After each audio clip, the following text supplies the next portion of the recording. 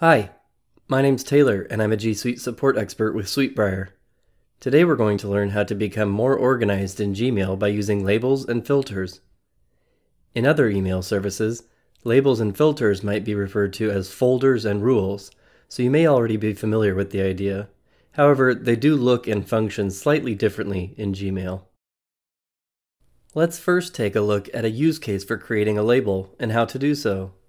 Say you get a lot of emails from a specific sender and you want to keep them in their own place in your Gmail.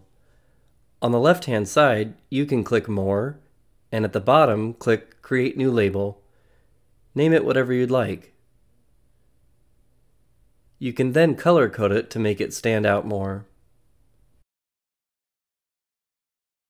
You can drag a label onto a specific message, or even drag a message onto a label. To really take advantage of Gmail's features, go into an email you'd like to apply a filter to and click on the ellipsis. Then select Filter Messages like these. In here, I can specify the different fields I want to base my filter on. Then click the Create Filter option.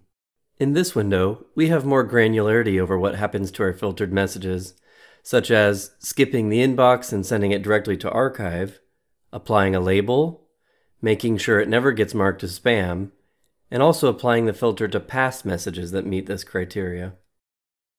And it's as simple as that. The messages you've filtered will now show up in the label you've specified. Thank you for watching.